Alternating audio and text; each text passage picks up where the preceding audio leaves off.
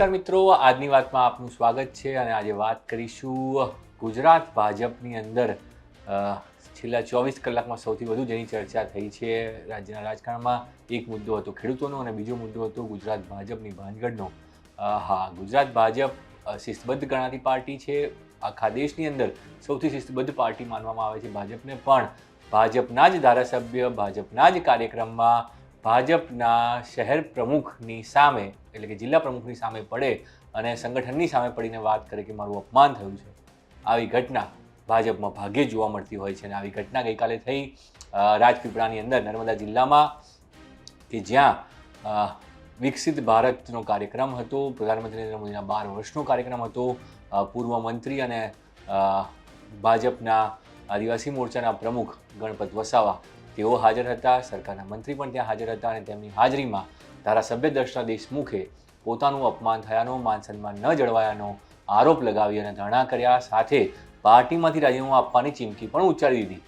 ભાજપમાં કોઈ પણ ધારાસભ્ય રાજીનામું આપવાની ચીમકી નથી ઉચ્ચારતો, કારણ કે ખબર છે કે પાર્ટી કેટલી મજબૂતાઈથી ધારાસભ્યની સાથે ઊભી હોય છે, સાંસદો ચૂંટાયેલા પ્રતિનિધિઓ સાથે ઊભી હોય છે અને એટલા માટે ક્યારેય કોઈ પણ ધારાસભ્ય ભાજપમાંથી ચૂંટાયા બાદ રાજીનામું આપવાની ચીમકી નથી આપતો. કેતન પટેલનું માફ કરશો, કેતન ઇનામદારનું જે સાવલીનું ઉદાહરણ હતું તે એક અલગ ઉદાહરણ હતું. તેના સિવાય કોઈ પણ એવું ઉદાહરણ જોવા નથી મળતું કે જેમાં ધારાસભ્ય સામેથી એવું કહે કે અમે રાજીનામું આપી દઈશું પ્રજાના પ્રશ્નો માટે. કેતન ઇનામદારે જે છે પ્રજાના પ્રશ્નો માટેની વાત કરી અને રાજીનામાની ચીમકી ઉચ્ચારી હતી.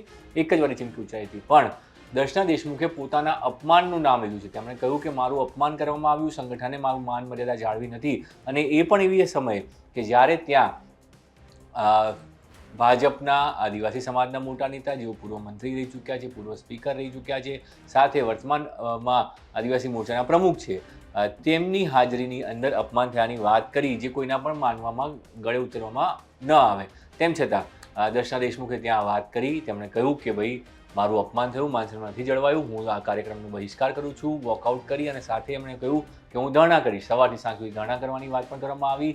સાંજ સુધી તમે ધરણા પણ કર્યા અને ત્યારબાદ પ્રદેશ સંગઠનમાંથી પ્રદેશથી જે છે ગાંધીનગરથી ફોન આવ્યો અને ત્યારબાદ તમે ધરણા સમેટ્યા.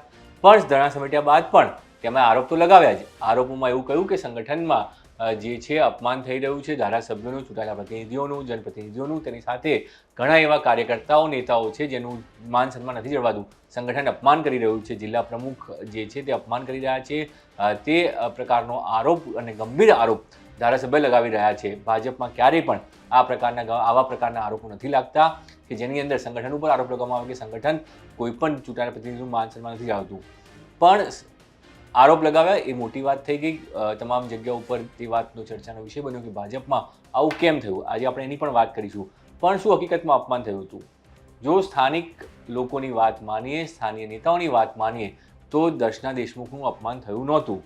તેમને પણ એટલું જ માન સન્માન અપાયું હતું. તેઓ જ્યાં બેઠા હતા એ હરોળમાં જેટલા નેતાઓ બેઠા હતા તેમનું જે રીતે સન્માન કરવામાં આવ્યું તે જ રીતે આમનું પણ સન્માન કરવામાં આવ્યું.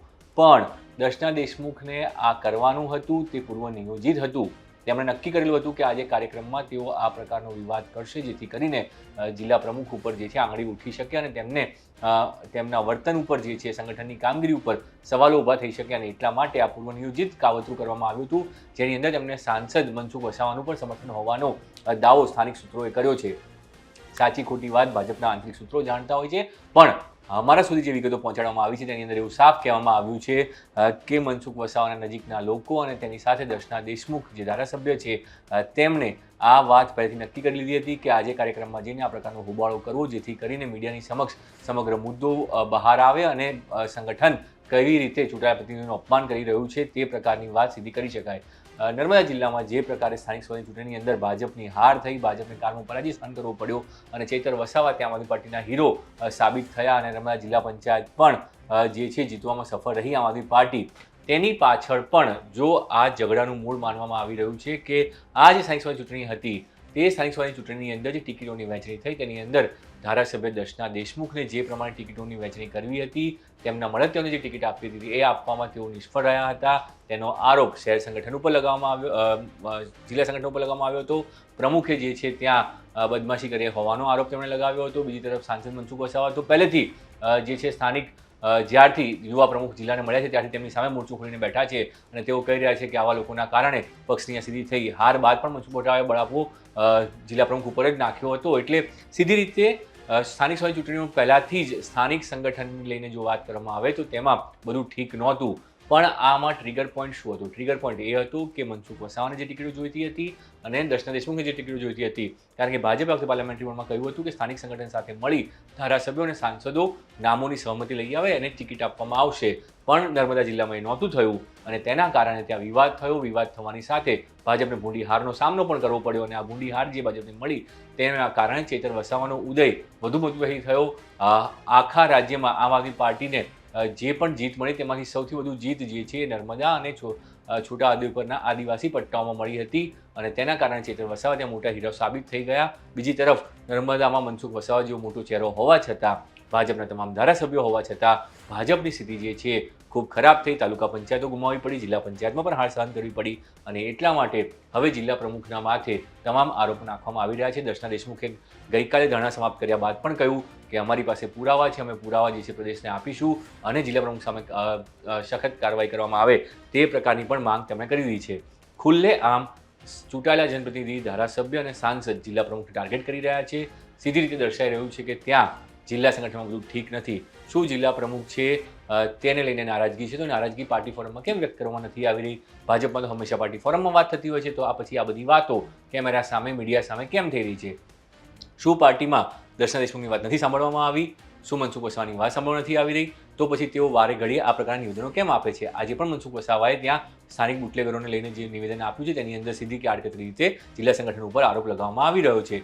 તો શું સાંસદ અને ધારાસભ્ય ત્યાં ઈચ્છી રહ્યા છે કે જિલ્લા સંગઠનને બદલવામાં આવે, જિલ્લા પ્રમુખને બદલવામાં આવે? શું સાંસદ અને ધારાસભ્યોની મનમાની એટલી ચાલશે કે ત્યાં જિલ્લા સંગઠનને ભોંય ભેગું કરવામાં આવશે? એક તરફ આમ આદમી પાર્ટી આદિવાસી વિસ્તારોમાં મજબૂત થઈ રહી છે. ખુદ ઉપમુખ્યમંત્રી અને ગૃહમંત્રી હર્ષ સંઘવી 3 વખત આદિવાસી વિસ્તારોમાં પ્રવાસે ગયા હતા અને તેમ છતાં ત્યાં જે પ્રકારનું પરિણામ આવ્યું, ભાજપના આંતરિક ઝઘડાના કારણે આવ્યું, તેનું પોસ્ટમોર્ટમ પાર્ટીમાં ચાલી રહ્યું છે. હવે આ ઝઘડાનું પરિણામ શું આવશે? આ ઝઘડાના કારણે શું જિલ્લા પ્રમુખની ઉપર ગાજ કરશે? ધારાસભ્યો ઉપર કોઈ કાર્યવાહી થશે કે સાંસદ ઉપર કોઈ કાર્યવાહી થશે? શું ભાજપ કોઈ પગલાં ભરશે? તે જોવાનું રહેશે. અત્યારે તો વાત એટલી જ છે કે પૂર્વ નિયોજિત રીતે દર્શના દેશમુખે તમામ લોકોની સામે આ નાટક કર્યું કે પછી તેમનું માન સન્માન નથી જળવાયું? કારણ કે જે પુરાવા આપવામાં આવ્યા છે, ફોટા છે, તેમનું માન સન્માન જળવાયા ના, તો પછી નાટક કરવાની જરૂરિયાત દર્શના દેશમુખને કેમ પડી? શું થયું? શું આ ખરેખર પૂર્વ નિયોજિત હતું કે પછી ભાજપના આંતરિક ઝઘડાનું આ પરિણામ છે અને તેના ઉપર પાર્ટી શું પગલાં ભરશે તે જોવાનું રહેશે. આજની વાતમાં અત્યારે બસ આટલું. બધું સમજવું ગુજરાત તક.